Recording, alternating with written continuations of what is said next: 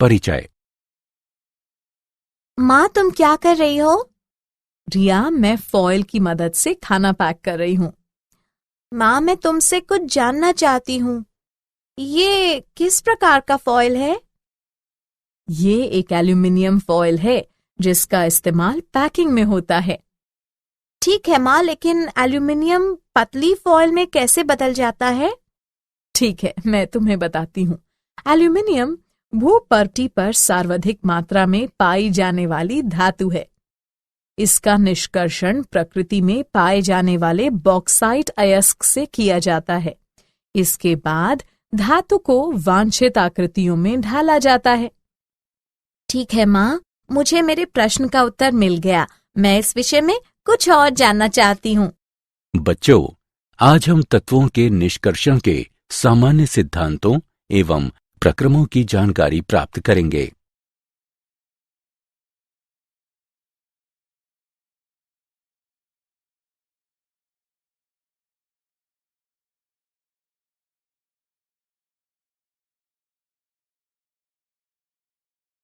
उद्देश्य।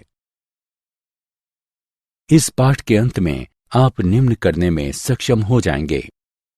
मूल पारिभाषिक शब्दावली को परिभाषित करना, धातुओं की उपलब्धता की जानकारी प्राप्त करना, अयस्क संघनन का वर्णन करना, संघनित अयस्क से कच्ची धातु के निष्कर्षण का विश्लेषण करना, धातु कर्म के ऊष्मागतिकी सिद्धांतों को समझना, लोहे, तांबे एवं जिंक के निष्कर्षण का विश्लेषण करना, धातु कर्म के वैद्युत रसायन सिद्धांतों को समझना, सज्जीकरण का वर्णन करना, एल्यूमिनियम, तांबे, जिंक एवं लोहे के अनुप्रयोग को समझना।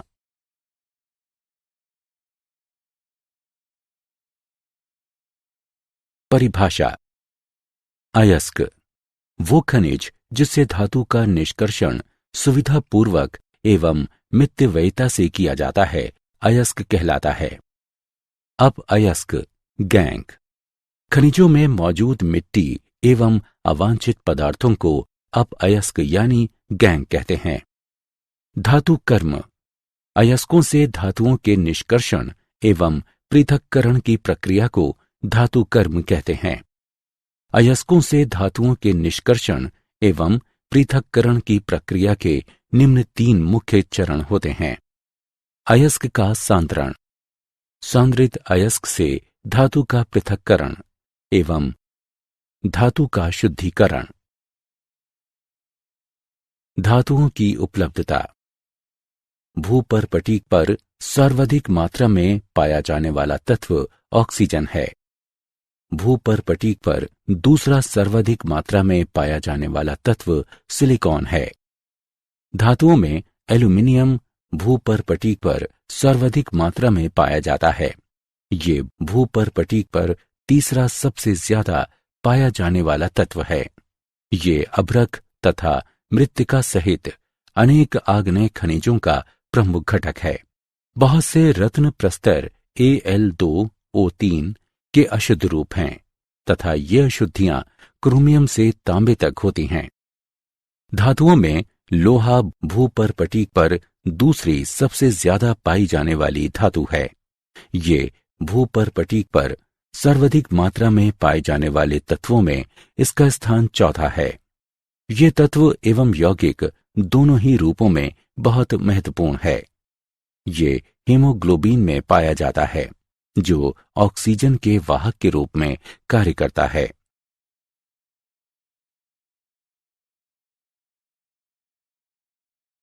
अयस्कों का सांद्रण।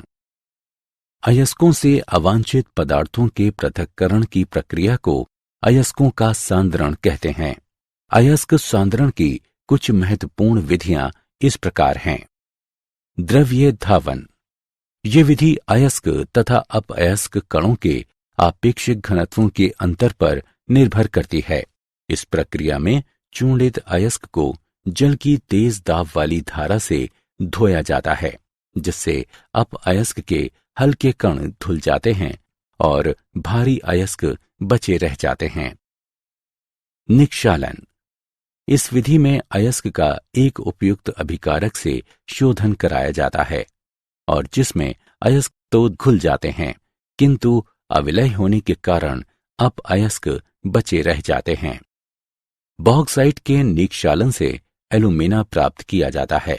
इस प्रक्रिया में बॉक्साइट अयस्क का कास्टिक सोडे से शोधन किया जाता है।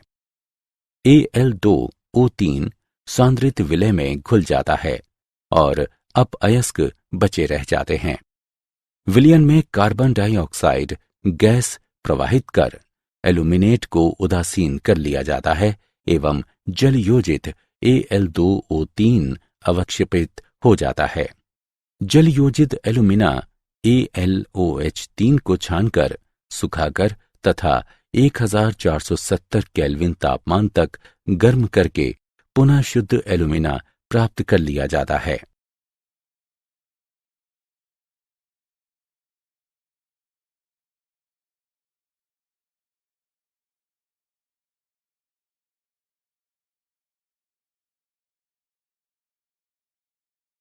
चुंबकीय पृथक्करण। चुंबकीय पृथक्करण विधि अयस्क के दो घटकों में चुंबकीय गुणों की भिन्नता पर आधारित होती है। चूर्णित अयस्क को एक घूमते हुए पट्टे पर डाला जाता है जो चुंबकीय रोलर पर लगा होता है।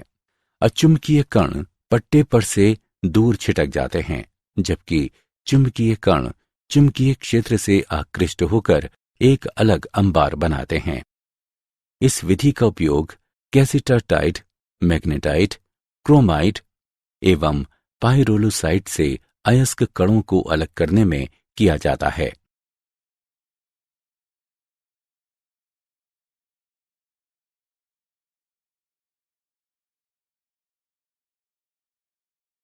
झाग प्लवन विधि।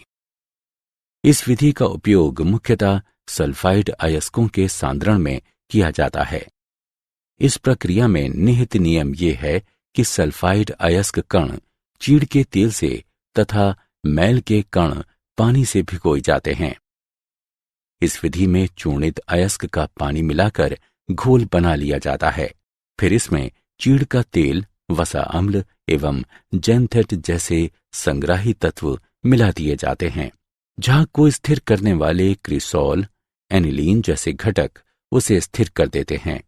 अयस्क कण तेल से तथा मैल के कण पानी से भीग जाते हैं। एक घूमता पैडल मिश्रण को हिलाता है तथा इसमें स्थित वायु को खींच लेता है। परिणाम स्वरूप झाग बनता है जिसमें अयस्क के कण एकत्रित हो जाते हैं। झाग हल्का होता है जिसे मथकर निकाल लिया जाता है। फिर इसे अयस्क के कण प्राप्त करने के लिए सुखाया जाता है। सांद्रित अयस्क से कच्ची धातु का निष्कर्षण। सांद्रित अयस्कों को अपचयन के लिए उपयुक्त प्रारूपों में परिवर्तित करना आवश्यक है। ऑक्साइड का अपचयन आसानी से हो जाता है।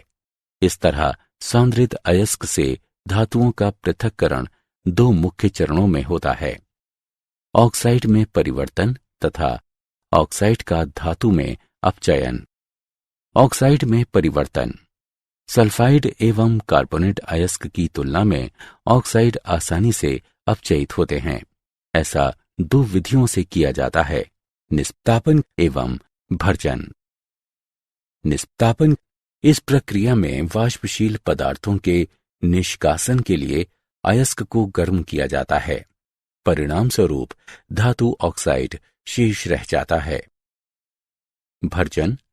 इस प्रक्रिया में अयस्क को वायु की नियमित आपूर्ति के साथ धातु के गलनांक से नीचे के तापमान पर गर्म किया जाता है। सल्फाइड अयस्क को भर्जन द्वारा ऑक्साइड में परिवर्तित किया जाता है। ऑक्साइड का धातु में अपचयन। धातु ऑक्साइड को धातु में बदलने की प्रक्रिया को अपचयन कहते हैं।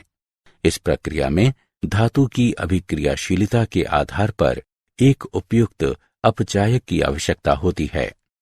उदाहरण के लिए कार्बन, कार्बन मोनोऑक्साइड, एल्यूमिनियम एवं मैग्नीशियम।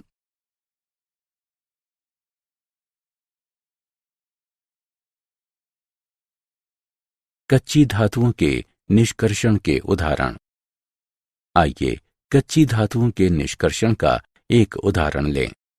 निम्न में से प्रत्येक में धातुओं के निष्कर्षण सिद्धांत का वर्णन करें।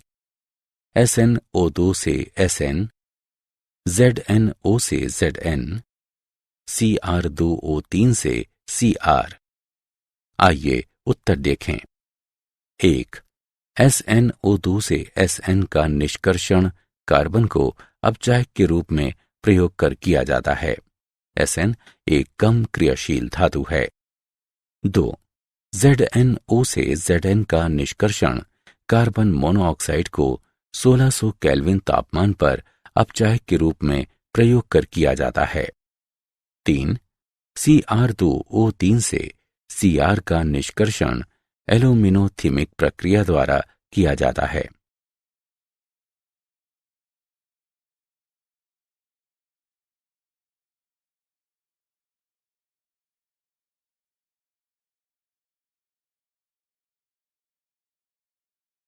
धातु कर्म के ऊष्मागतिकीय सिद्धांत। धातु कर्मीय परिवर्तनों के सिद्धांत को समझने में गिब्स ऊर्जा हमारी सहायता करती है। किसी प्रक्रम के लिए किसी विशिष्ट तापक्रम पर गिब्स ऊर्जा में परिवर्तन डेल्टा जी का वर्णन निम्न समीकरण की सहायता से किया जाता है। डेल्टा जी बराबर डेल्टा एच घटा टी डेल्टा एस, जहां डेल्टा एच एंथैल्पी में परिवर्तन है तथा डेल्टा एस एंट्रोपी में परिवर्तन है। जब डेल्टा जी का मान ऋणात्मक होगा तभी अभिक्रिया आगे बढ़ेगी। यदि किसी निकाय में दो अभिक्रियाओं के अभिकारकों तथा उत्पादों को एक साथ रखा जाए और दोनों संभव अभिक्रियाओं का परिणामी डेल्टा जी ऋणात्मक हो तो समग्र अभिक्रिया संपन्न होगी। एलिंघम आरेख। तापमान के साथ मुक्त ऊर्जा में परिवर्तनों का आरेख एलिंघम आरेख कहलाता है। यह आरेख धातुओं के अयस्कों से उनके निष्कर्षण को समझने एवं पूर्वानुमान लगाने में सहायक होते हैं। एलिंघम आरेख में रेखा की ऊंचाई ऑक्साइड की अस्थिरता को दर्शाती है। रेखा जितनी अधिक ऊंची होगी डेल्टा जी का मान उतना ही धनात्मक होगा और ऑक्साइड का बनना उतना ही कम संभव होगा। जिन धातुओं के लिए ऑक्साइड बनाने वाली मुक्त ऊर्जा अधिक ऋणात्मक होती है वे उन धातुओं का अपचयन आसानी से कर सकती हैं जिनके लिए ऑक्साइड बनाने वाली मुक्त ऊर्जा अपेक्षाकृत कम ऋणात्मक होती है।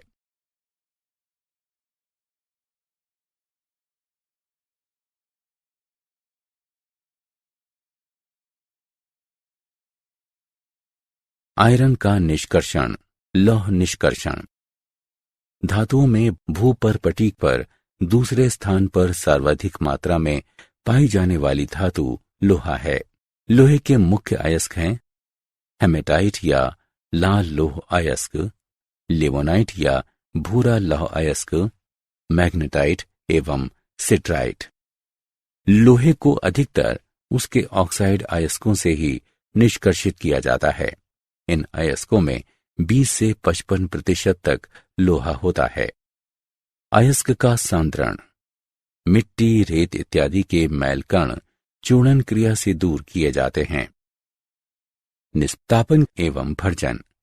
चूर्णित अयस्क को कोयले के साथ मिलाकर भट्टी में खूब गर्म किया जाता है। इससे नमी दूर हो जाती है। कार्बनिक पदार्थ ऑक्सीकृत हो जाता है। सल्फर एवं आर्सेनिक मैल कण वाष्पशील ऑक्साइड बनकर दूर हो जाते हैं तथा अयस्क छिद्रिल हो जाता है जिससे अभिक्रियाएं आसान हो जाती हैं। प्राक्कलन। निस्तापित एवं भर्जित अयस्क को चूने के पत्थर एवं कोक के साथ 8:1:4 की मात्रा में मिलाकर वात्या भट्टी में डाला जाता है। वात्या भट्टी में अभिक्रियाएं। वात्या भट्टी रिफ्रैक्टरी ईंटों से बनी एक लंबी चिमनी नुमा संरचना होती है। भट्टी में गर्म हवा पेंदे से प्रवाहित की जाती है। जैसे जैसे चार्ज नीचे आता है, ये उच्च तापमान क्षेत्र से गुजरता है। वात्य भट्टी के अलग अलग हिस्सों में तापमान की भिन्नता के कारण अलग अलग क्षेत्रों में विभिन्न प्रकार के रासायनिक परिवर्तन होते हैं। दहन क्षेत्र, ये भट्टी का सबसे निचला हिस्सा है। यहाँ गर्म वायु के झोंके से कोक जल उठता है। इस क्षेत्र का तापमान 1500 डिग्री से 2000 डिग्री सेल्सियस तक होता है। कार्बन डाइऑक्साइड ऊपर की ओर जाकर रक्तिम गर्म कोक से मिलती है। अपचयन का ऊपरी क्षेत्र, ये भट्टी का सबसे ऊपर का हिस्सा है। इस क्षेत्र का तापमान 250 डिग्री से 700 डिग्री सेल्सियस तक होता है। यहाँ कार्बन मोनोऑक्साइड आयरन के ऑक्साइड को स्पॉन्जी आयरन में अपचयित कर देती है। अपचयन का निम्न क्षेत्र, भट्टी के मध्य भाग में 1000 डिग्री से 1200 डिग्री सेल्सियस तापमान में अंतिम अपचयन होता है। कार्बन मोनोऑक्साइड से प्राप्त कार्बन लोहे के साथ अभिक्रिया करता है तथा मैल के कण भी गलित लोहे में घुल जाते हैं। फ्यूजन यानी विलयन क्षेत्र, जहाँ का तापमान 1200 डिग्री से 1500 डिग्री सेल्सियस तक होता है। चूने का पत्थर कैल्शियम ऑक्साइड में अपघटित हो जाता है। ये एक प्रगलक के रूप में कार्य करता है तथा SiO2 एवं Al2O3 जैसी अशुद्धियों को धातु मल बनाकर अलग कर देता है।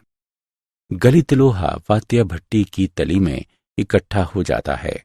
धातुमल हल्का होने के कारण गलित लोहे के ऊपर तैरता है।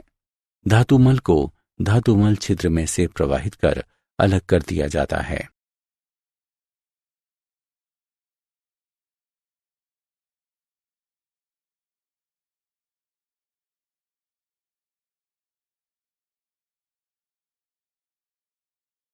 तांबे का निष्कर्षण। तांबा प्राकृतिक एवं युक्त दोनों ही रूपों में पाया जाता है। ये मुख्यतः सल्फाइड, ऑक्साइड और कार्बोनेट रूपों में पाया जाता है। तांबे के निष्कर्षण के मुख्य चरण: सांद्रण, भर्जन, प्रकलन। सांद्रण, सल्फाइड अयस्क को बारीक चूर्ण में बदलकर झाग प्लवन विधि द्वारा सांद्रित किया जाता है। भर्जन, सांद्रित अयस्क को वायु की प्रचुर मात्रा में परावर्तनी भट्टी में भर्जित किया जाता है। प्राकलन, भर्जित अयस्क को थोड़े से कोक एवं रेत के साथ मिलाकर वायु की प्रचुर मात्रा में वाटर जैकेटेड वात्य भट्टी में गर्म किया जाता है। बचा हुआ अधिकतर आयरन सल्फाइड भी ऑक्साइड में परिवर्तित हो जाता है। ये सिलिका से अभिक्रिया करके आयरन सिलिकेट के रूप में धातुमल बनाता है। धातुमल हल्का होने के कारण गलित परत, जिसमें मुख्यतः Cu2S एवं थोड़ी मात्रा में FeS, जिसे मेटे कहते हैं, के ऊपर तैरता है। बिसेमराइजेशन, गलित मेटे को चूने के बेसिक आरेख वाले बेसेमर कन्वर्टर में डाला जाता है। रेत एवं हवा को इस मिश्रण में झोंका जाता है। FeO FeSiO3 के रूप में अलग हो जाता है। जब आयरन को पूर्ण रूप से अलग कर दिया जाता है, क्यूप्रस ऑक्साइड क्यूप्रस सल्फाइड से अभिक्रिया कर कॉपर प्रदान करता है। धात्विक कॉपर तब पिघलकर कन्वर्टर की तली की ओर बह निकलता है। इसे स्टील के ढांचों में डाला जाता है। इसके ठंडा होते ही इसमें खुली हुई सल्फर डाइऑक्साइड निकलती है, जिसके कारण ठोस धातु में फफोले से पड़ जाते हैं। इसलिए इसे फफोलेदार तांबा कहते हैं। इसमें लगभग 98% तांबा होता है। फफोलेदार तांबे का वैद्युत अपघटन से शोधन किया जाता है।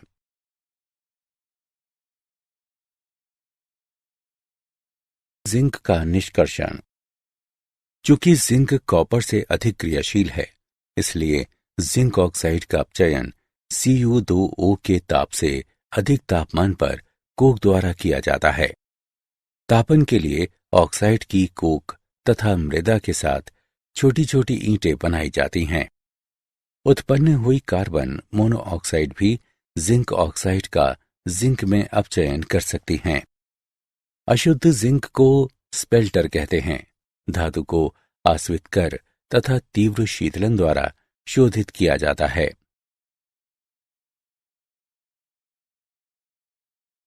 धातु कर्म के वैद्युत रासायनिक सिद्धांत। गलित धातु लवण के अपचयन के लिए वैद्युत अपघटन किया जाता है। ये विधि वैद्युत रासायनिक सिद्धांत पर आधारित है, जिसकी व्याख्या निम्न समीकरण के आधार पर की जा सकती है। डेल्टा जी नॉट बराबर minus n E naught F, जहां एन इलेक्ट्रॉनों की संख्या है और ई नॉट निकाय के रेडॉक्स युग्म का इलेक्ट्रोड विभव है।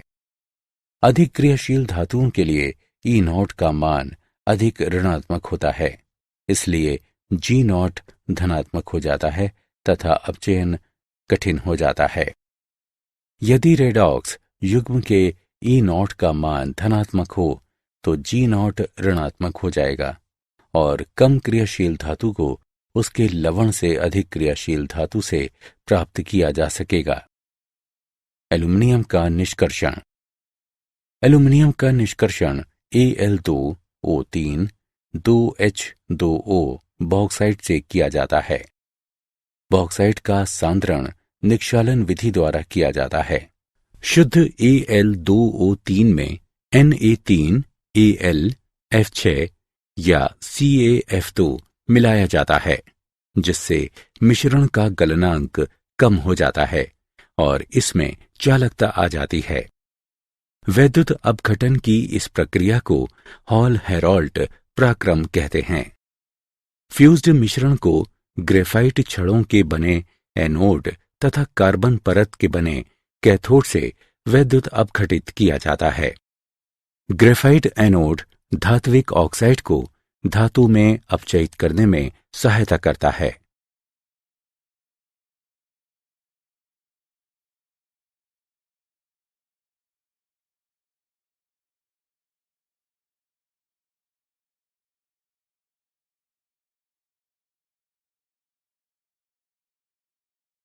ऑक्सीकरण अपचयन।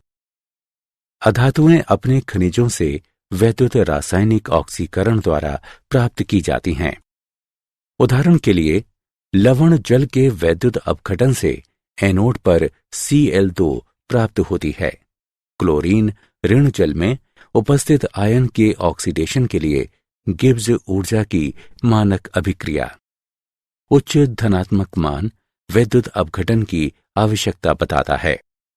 क्लोरीन ऋण आयन के ऑक्सीडेशन के लिए 2.2 वोल्ट विद्युत वाहक बल की आवश्यकता होगी तथा N का मान 2 है। परंतु जलीय विलयन में एक और अभिक्रिया भी होती है। इस अभिक्रिया को 1.2 वोल्ट के विभवांतर से प्राप्त किया जा सकता है। इसलिए अभिक्रिया की ऊंची दर के लिए एक अधिक विभवांतर की आवश्यकता होती है।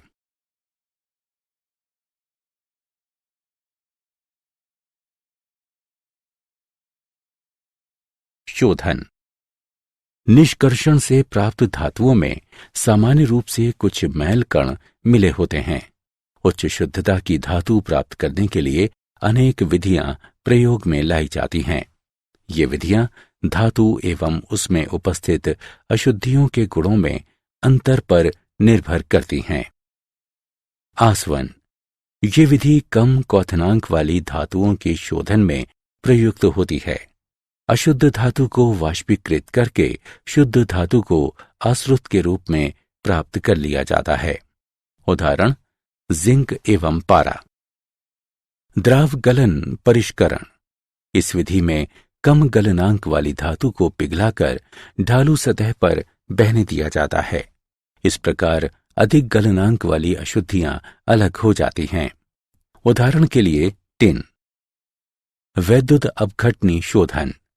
इस विधि में अशुद्ध धातु को एनोड तथा शुद्ध धातु को कैथोड बनाते हैं। उसी धातु के विलय लवण को वैद्युत अपघटक के रूप में प्रयोग करते हैं। विद्युत धारा प्रवाहित करने पर अशुद्ध धातु धात्विक आयन बनाती है जो कैथोड पर जाकर शुद्ध धातु के रूप में इकट्ठे हो जाते हैं। उदाहरण तांबा, जिंक एवं एल्यूमीनियम। मंडल परिष्करण। ये विधि इस सिद्धांत पर आधारित है कि अशुद्धियों की विलयता धातु की ठोस अवस्था की अपेक्षा गलित अवस्था में अधिक होती है।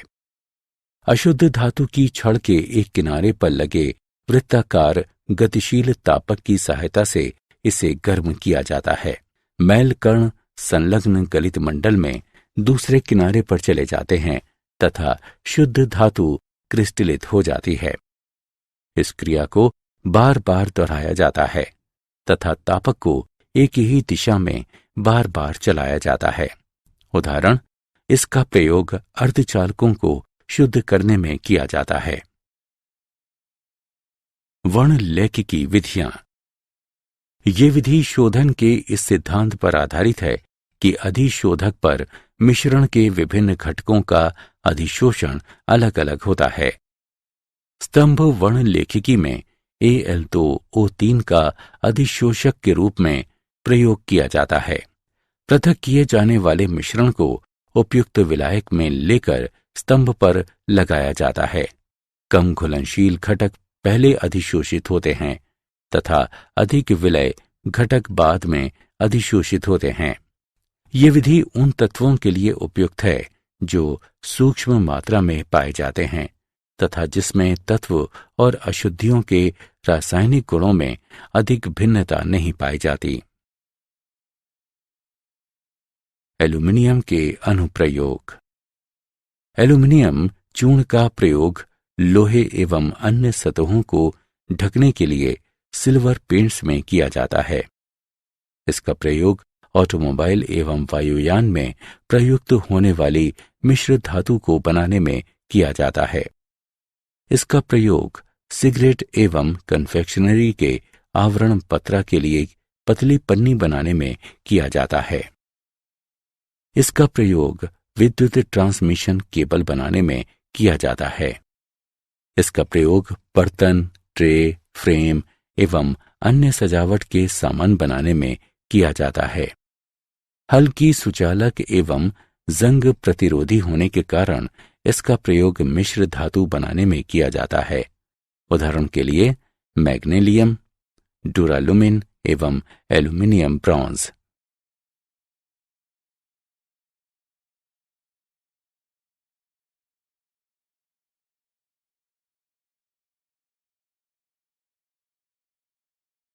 तांबे के अनुप्रयोग। इसका प्रयोग कॉपर प्लेटिंग एवं इलेक्ट्रोटाइपिंग में किया जाता है। इसका प्रयोग विद्युत यंत्र, विद्युत केबल एवं तार बनाने में किया जाता है। इसका प्रयोग वैक्यूम पंप, बर्तन एवं कैलोरीमीटर बनाने में किया जाता है। इसके बहुत से यौगिकों का प्रयोग कीटनाशक, पीड़कनाशक एवं पिगमेंट्स बनाने में किया जाता है। इसका प्रयोग बहुत सी मिश्र धातुएं बनाने में किया जाता है। उदाहरण के लिए पीतल, जर्मन सिल्वर एवं गन मेटल इत्यादि।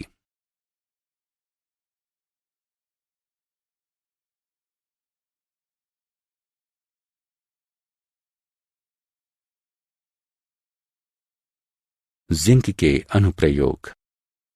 इसका प्रयोग शुष्क सेलों में कैथोड कंटेनर के रूप में किया जाता है।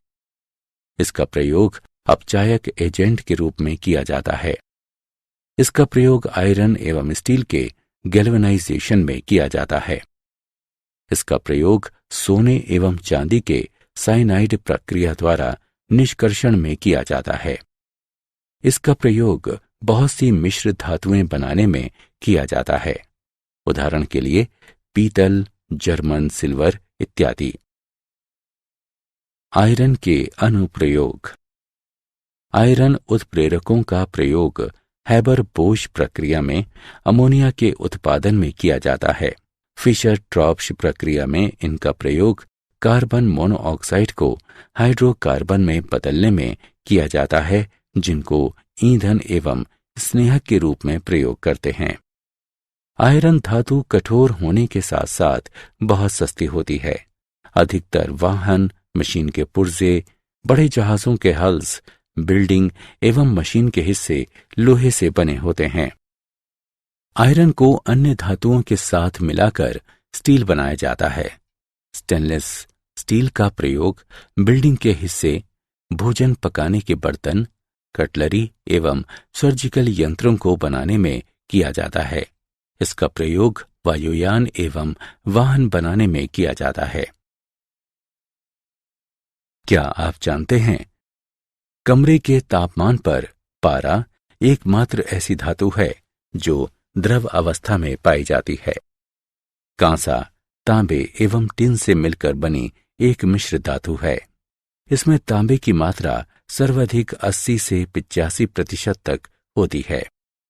विश्व में 6ठे स्थान पर पाया जाने वाला तत्व लोहा है।